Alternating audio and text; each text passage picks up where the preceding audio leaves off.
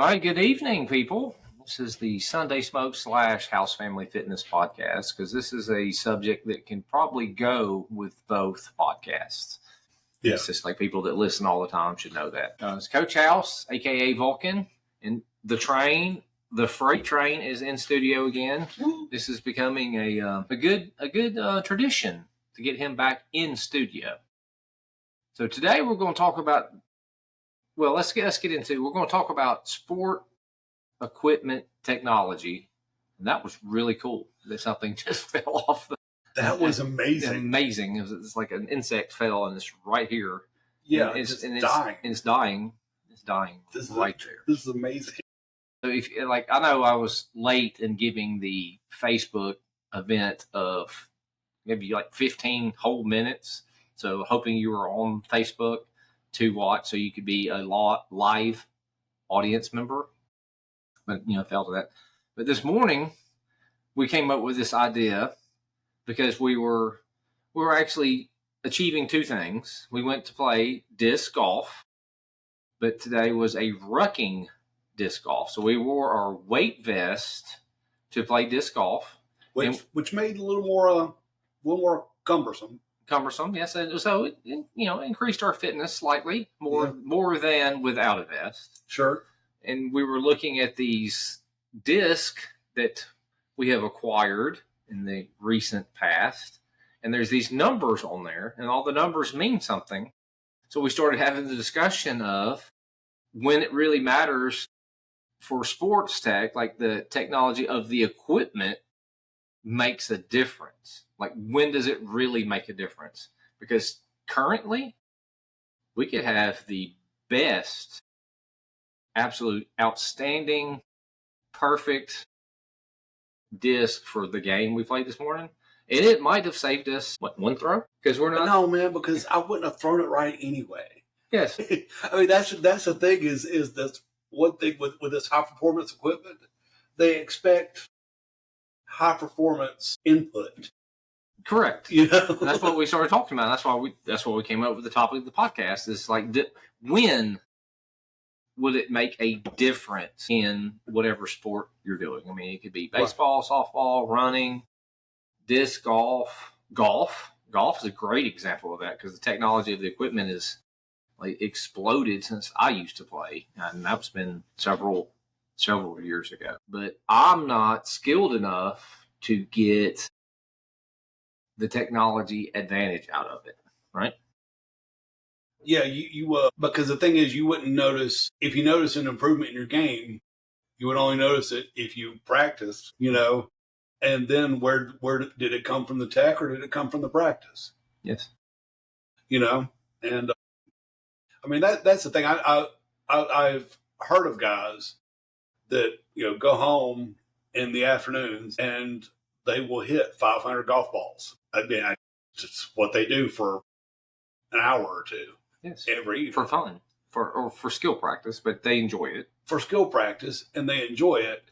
And the thing is, if you did it with that kind of regularity, you could come to expect a certain amount of performance, and you might notice a 2% increase. Yes, I was going to bring in the point. I don't want people to not get into something because they don't have the latest technology, especially with running. Silly. Yes. Yeah. Because we talked about that pre-podcast. You brought up the 4-minute mile guy. I've already forgot his name. Roger Bannister. Bannister broke the 4-minute mile for the first time in the mid-50s. 1954. On May 6th, because it's right there. I just looked it up. Magic. And so far, I think the new record is, his record was 359.4. And now the record is 343.13. Do you think the technology he had would make a difference now? If he had, absolutely, yes, it would make a difference. Absolutely, because I mean, you got to think that not only did he run in shoes that were technologically inferior to whatever the person that ran at 343.13 was wearing, but also he had to train in those shoes. Correct. But So he had to any incremental improvement, any 1% improvement, which I mean, he beat 4 minutes by 0.6 seconds. And so an incremental increase would have made a big difference to him, but he had to make his own incremental increases. Yeah. And people getting started. That's what I want to kind of like phase into this. Is like you don't have to have the best, hottest equipment to get involved in whatever sport activity you're doing, because granted, it does it provides a benefit, but just like we need to just get out there and do it first. So you brought up the story about your son when he's playing baseball. Like way back when, I don't know how long that's been. It's been more than a couple of years, right? Yeah. It was a 25-year-old story. So, yeah. Yeah, and you bought him his first bat, and it was just a plain wooden Louisville Slugger, I assume. Yeah, Louisville Slugger bat. Because I didn't know they were going to let the kids play with aluminum bats. And so that's the first one I bought him, and that's what we had practiced with. And when he got to practice and they got ready to go up to hit, he would swing an aluminum bat on deck. But then when it was time to go to the plate, he'd say, "Coach, can I get my slugger?" And they would say, "So heavy, you're not going to get that thing around." But in his head, that's what he could hit with. And that's what he did hit with. If that's something he had stuck with, then eventually he would have become a better hitter and probably would have become a better hitter with an aluminum bat. He would see more benefit of the aluminum bat later because he used. Absolutely. Right. Yes. Because if he kept training with that heavy wooden bat, he'd be able to snap an aluminum bat around. Yes. But like I said, that's like a placebo effect. Yes, exactly. I say, but if you do need if you're that person that needs the best, newest technology to get started doing something, and if it's nothing but a placebo effect, so what? Well, that does not really matter because that effect is real. Yeah, a placebo effect is an effect. Yes. I mean that's the thing is it's real no matter where it comes from. It is into the means. I mean, it doesn't matter. It doesn't have to be because that actual object has a bigger sweet spot or prevents a slicer fade of the golf ball. It builds your psyche to do what you do, and you did it. Right? I mean, it's still the effect you're looking for. It doesn't matter if it's mechanical or, so we say, magical for placebo effect. Yeah. Magical versus mechanical. I mean, just trying to keep the two M's. Sorry, I'm squeaking because I got the chair against the desk, and I'm sure this high. That's awesome. This little dude fell from up there somewhere, and he's in death throes right here by the mouse pad. Yeah. Should I get the camera out and show everybody? No, because it's gruesome. It's. I kind of think we need to do something. No, we could. I mean, well, if he had better sports technology, he could have made the fall better, right? Probably not. It's probably just It's probably the chemical agents that have been spread around the house to prevent that, and he came across them, and this is the effect. Yeah. It's not placebo. I promise. This is not placebo. That looks legit. Yes. That's I don't know. Maybe I can just start telling all the pests outside, hey, look, I've sprayed this right here. You cross it, this happens. Placebo effect, and to see the percentage that work. I mean, if you could somehow convince the bugs of this. I have to speak their language. That's what I need to do. I need to learn another language. Add that into Yeah, you can learn cricket. It's a sport. It's a sport. Yeah, I mean cricket. Yeah. Get the best sport tech for cricket. He did. She didn't. They did. Reminds me of a joke. Oh dear. Here we go. 2 crickets sitting in a bar. One cricket says, the other cricket says, "I don't get it." And so it was a good joke. It's a joke. It's a joke. It is a verbal expression that's supposed to bring humor. Yeah. Right. And if you can't see what happened, it was don't worry about it. It was gruesome. I mean, I'll put it in 1 by 1 instead of 16 or 16 by 9 or 6, whatever it is, 9 by 16, whatever the square is. I'll put it into 1 by 1. It's easier to share, and you'll be like, the line will be like, great. Yeah. Getting back to our subject matter. We're not rambling at all. We never ramble. Skosh. Yeah, this is a little bit skosh. Yeah. That's a good word, skosh. I like it. We'll see if the captioning we'll put Scotian there and spelled correctly, especially with the Southernese that goes on here. Right. Yeah, but like the tech on the sports equipment, I just don't want to get people. I just want to share with people. It's like, don't focus on that. Don't focus on trying to find the newest technologies. Like I have the little, like for runners, it's not a hot topic anymore, but it was the carbon plating, the carbon carbon fiber plate that actually propel or give you some propulsion. Because scientifically, like doing tests on it, that little plate does like improve your running economy, which we talked about that before, all the way up to, or approaching would be a better word, 4%. So the economy of your running means the amount of energy you're putting in and the output you're getting out. That's the economy. So if I'm gaining 4% economy in my running, but if I'm an elite athlete on the extreme ends, like trying to break the 4-minute mile or the 2-hour marathon, right, that makes a pretty big difference because there's such small differences between the athletes on that spectrum. But these two guys, yeah. The thing is, I wouldn't realize a 4% increase in our running economy. Number one, because I don't run every day. I would have to run every day, 4 times every day, probably run several laps or distances. furlongs. Yeah, Say furlongs. Furlongs. Run several furlongs. But I mean, and time everything, and have been doing that. If I were going to notice a change based on solely the equipment, correct. And then, okay, not to be cynical, I guess, but if you were training to that extreme and that much, how much is actually the equipment technology or your fitness increasing? Well, that's what I'm saying. Yeah. You would have to already be performing at the top of your game and think, what else could there possibly be?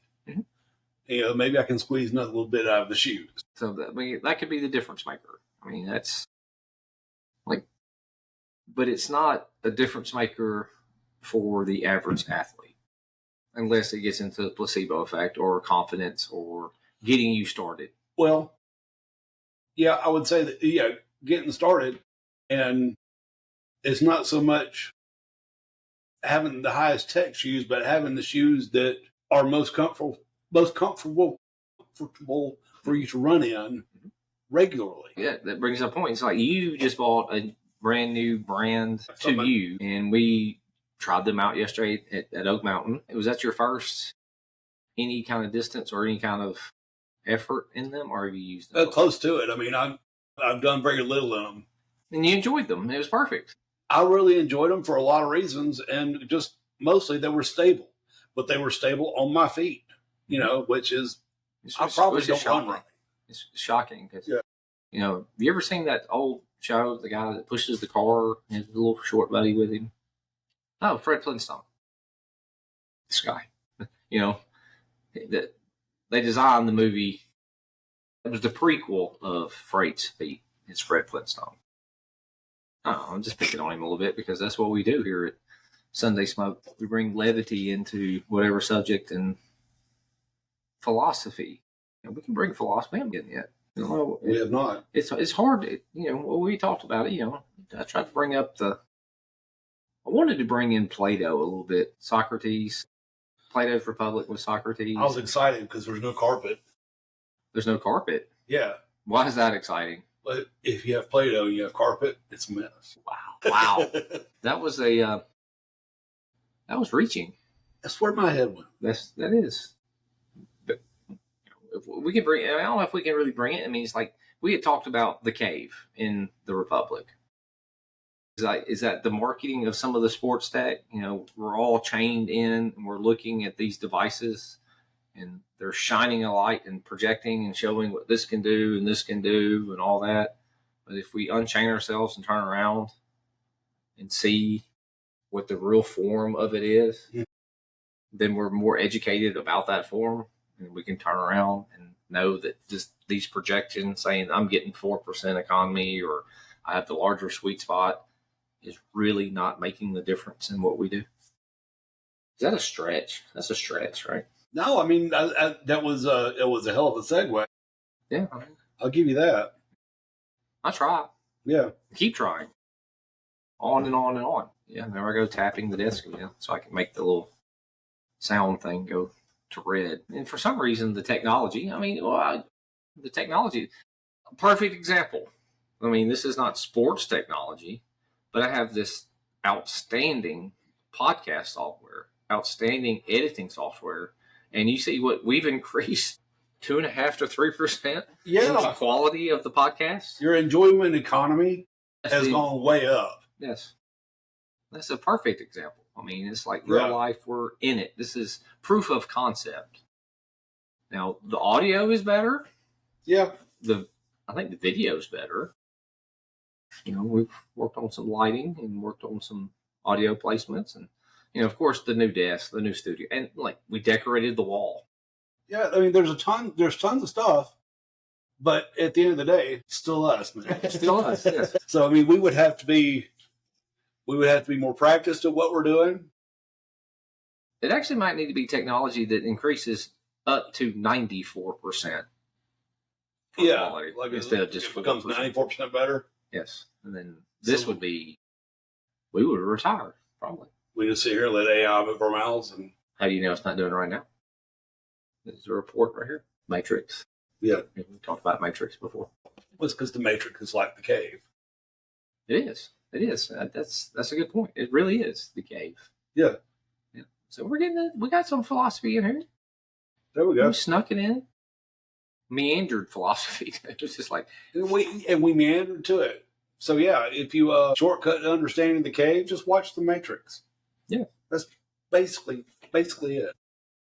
The simulation theory that's come up. That's more philosophy. We're not going to get into that. Probably going to cut that out. Don't want to be on that list. What list? There's theories of we're living in a simulation like the Matrix. Yeah. Probably shouldn't have said that out loud. Because they're listening. Well, there's no conspiracies. That's just what they want you to think. It's my favorite statement on that day. Yeah, that's what they want you to think. Yes. That's exactly. Cool. I like that. Yeah. Oh, yeah. So if we can spin back to different sports technology or sports equipment technology. It's like, like the disc golf thing. Reading the little numbers on there, which is probably going to piss off the disc golf crowd that watches this. I know they're watching it right now. Yeah. Because we don't know what the numbers mean. We started joking with each other. It's like, well, if I had one that was a 4-0 -2 instead of -4, I would have made this shot. Cool. What was it? 2-0 -3 -1. And you're like, well, I don't know. Maybe I can make it with this. And then I made fun of you for it. Mm-hmm. And then I pulled out my putter and it's the same thing. Yes. Yes. It's like, oh. But we're very new to that sport. It was more fun, and we got fitness out of it more than just walking because we added 20 pounds of weight vests. Yeah. So we're stacking habits. And every time I had to pick up a frisbee, I had to stoop down and pick up the frisbee. I had to do that a little more than Mike did because mine don't go very far. The power. No, it was just luck. Well, maybe it was the disc. It was the razor sharp edge of that high vis disc that I used. I'm pretty sure we had the same ones, man. Not exactly. What different colors? Yeah. Does that make a difference? Does it? I don't know. We could do a study. I bought, I was telling you earlier, I bought bottle holders for my bike. Mm-hmm. Yes. And and the guy was blown away at the ones I picked out. He was like, dude, so many people are getting these because they weigh 10 grams. And I said, it's purple like my bike. The technology to you is like it matches the bike. Yep. But some people, it makes a difference that it weighs 10 grams. Right. But I mean. But does it really, unless you're at the end of the spectrum of being an athlete? Or going to really here's the thing is, I mean, if you're down to worried about how many grams your water bottle bracket weighs, you you really need to start thinking, well, I'm trying hard enough. Am I carrying around some extra weight? Probably are. It's true. You know, because there's no point in having the best machine, you know, if you can't propel it. I'm not saying we're not saying it's a bad thing to have the sport technology. You're not saying you should go back to being a caveman, but there's something, I don't know, it could be kind of cool about going back to like the Louisville Slugger or the Chuck Taylor shoes. Maybe it gives you a more base of fitness, and then you could see improvement with the technology. No. Yeah. No, I had a single speed bike, you know, growing up. You know, then when I was about 12, I got a 10 speed, and oh, you're looking at me, but I'm looking at you in the monitor. Okay. Well, but the 10 speed, it was a boost in technology. I figured out how to use the gears, and I was able to push the bike a lot harder. But because I was able to push the bike a lot harder, I got a lot stronger. And eventually, I was riding this bike around in its top gear because that was faster. And now you're back to the single speed. Yeah, and so it was. But it wasn't. It wasn't because I'm saying it wasn't because of the technology. Then it's just because I had gotten stronger. Yes, but the technology allowed you to get stronger. Technology allowed me to get stronger. So that's a benefit. That's the benefit of the sports technology, of sports equipment technology. Oh yeah, and the thing is that one had the dangerous shifters where you had to take your hand off the handlebars and move the little levers. Oh yeah, yeah. Well, it built agility or coordination. Not agility, coordination. Well, it prepared me for using a phone while I drive because I'm not looking where I'm going. I'm messing with something else. Okay. You know, but that's what I love about mine now is I don't have to take my hands off of the handlebars at all. I can just tap the brakes. Tap the brakes. Just tap it in. Seriously, you can tap the brake, the brake lever, the caliper handle, and change gears. Oh. Well, you know, some of the technology like that is actually safer too. I mean, the sports tech is made sport safer, right? Yes. Yeah, because it's like reduce the fact that you have to have memory or look down when you're first starting a new sport. You have to look down and see where you're changing it. But now you can just, like you said, tap it. There's still a little learning curve in there. There is a learning curve, Yeah, but the thing is it is so much easier, and it becomes second nature. Real quick, it becomes second nature because it is so easy. But it's improvement, safety is a good thing to bring up about technology on the equipment. I mean, even in shoes. I mean, shoes are much better. They're more foot shaped. They've finally gone that way, so it's actually healthier. Some of I don't know. We could get a big debate about the different technology of the foams and different thicknesses and all that. You know, there's a lot of nuanced differences in there, but it is saves some impact, especially if you're new to running. You know, technically we're designed to run barefoot. Yeah, I mean, but your feet we're not going to start. Yeah, if you're starting, your feet are not accustomed to it. Go ahead and get you some bouncy shoes and pad along, and then when you start having problems, then you go ahead and start reducing because then you've been running enough for the bouncy shoes to be a problem. Correct. You know, if you're not going to run enough, if you're not going to run enough for the bouncy shoes to be a problem, get the bouncy shoes. Yes, get the bouncy shoes. They feel good. Or there's another way of looking at the bouncy shoes. It's like when you get to a certain point in these stupid, long, crazy events that we do, you get to the point where you need the bouncy shoes. Sure. Even if you're a true barefoot runner, there's at some point that like you have like broken down, damaged, stressed, however you want to phrase it, that tissue, that now you need the technology to help you continue doing the foolery that you are doing by running crazy long distances. No, if you're a true barefoot runner, you're never going to put on shoes. You're just never going to put on shoes. Well, yeah, we can hope. I have hope for humanity that we can use technology. Yeah, but true barefoot runners. Yeah, well, I mean, that's an extreme example. They're broken people. Yes. That's an extreme example. I've been there. I've had, I try to do a flat-ish shoe, not really flat. I tried. Didn't work for me because I'm not a young spring chicken anymore, and there's a lot of running that I didn't do in flat shoes. but I've dropped down, and then as the event goes longer, they start coming back up, and the soles get bigger and bigger as the event goes on. And that's a good way of using sport technology. Yeah. Or sport equipment technology. Because if you just say sport technology, it gets into a lot of things, right? It's like, this is technology, counting your mileage, steps, heart rate, perceived effort, or not perceived effort. They have another word they use on some of these fitness devices, body battery or something. Tells me when I'm tired, how long I should rest. I mean, that's good information. I just don't want people to rely on it. You don't want to rely on it, but also it's a good input. It's usually as a good input. Yeah, don't ignore it. If like on a Coros watch, if you get to a point where you're training every day and working hard, you get you gives you this little symbol, saying you're exhausted, and it's like this. What we call it the victory torque, because that means you've really been putting in the effort. I'm glad you did that. That was awesome. I don't know why I did that. Yes, that's going to live forever now. It is. No, awesome. I'm going to try to get a cut out of that. It could be a T-shirt, poster. It could be a sticker for the back of your vehicle. I don't think that's a good idea. Victory twerk. Have you victory twerked today or this week? Not today. This week. I have not. I haven't even gotten. I'm actually pretty fresh, as far as I know. We'll work on that at the House Family Fitness Gym starting tomorrow. Monday, Tuesday, Thursdays is when he hits the House Family Fitness Chaos Gym, whatever you want to call it. And it's so much fun.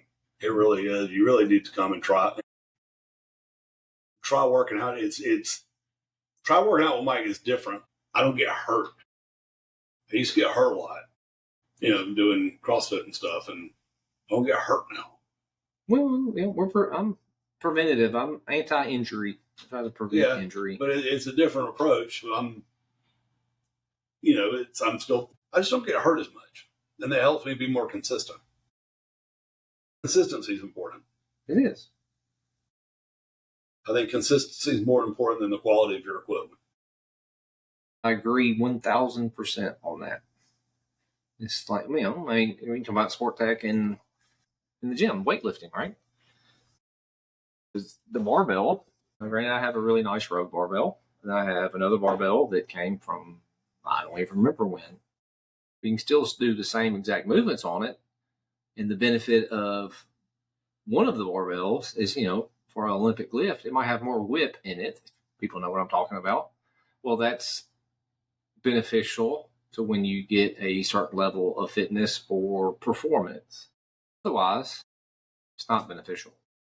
So you don't have to spend all the money on buying the hot rod Olympic weightlifting bar to get the same effect, especially at the beginning. Yeah, that's the biggest thing I want to give people. You don't have to get the best of everything to start doing something. Because until you're lifting enough weight to start bending the bar, or start moving fast enough to get a benefit out of the whip. Yeah. Yes. Yeah. Until you're doing that, you're just not going to get any. There's not going to be any noticeable difference. Unless it's a positive placebo effect, which it keeps you coming back. Yeah. If it makes you feel good to read Rogue on your stuff. Great company. Fantastic company. Love you, Rogue. But sponsorship opportunity, Rogue. Yeah. Because the thousands and hundreds of thousands of people that will share this video on all the socials, it will increase your performance by up to 4%. It always comes back somehow. I always make it come back.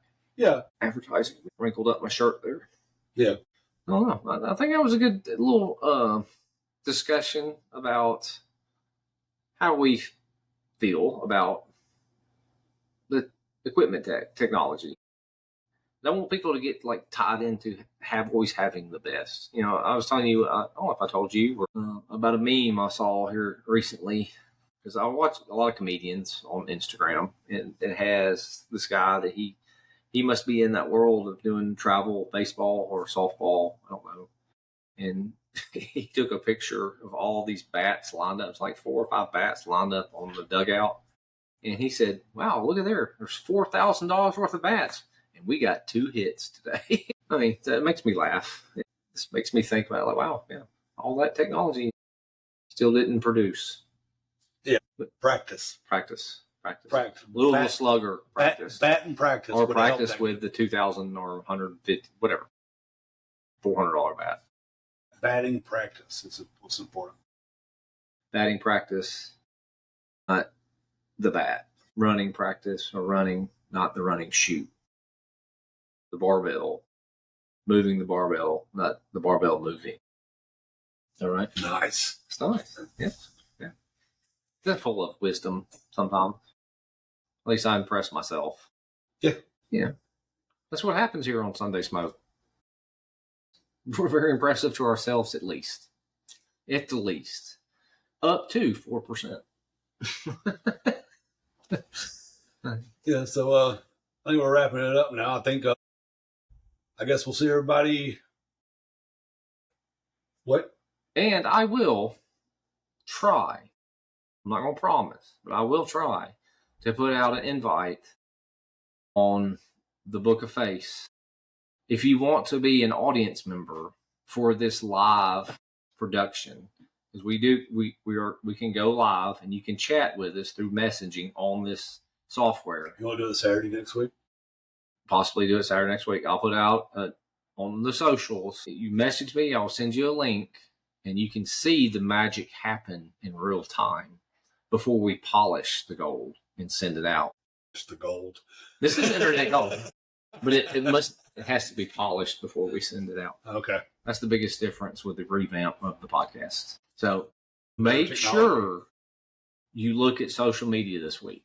Okay, I know a lot of people don't, and I'll put that invite out, make an event or I'll just put an invite out and message through the socials, and I'll send you a link, and you can be an audience member, a virtual audience member of the Sunday Smoke podcast. I don't think anybody's going to sleep tonight. Now they know that.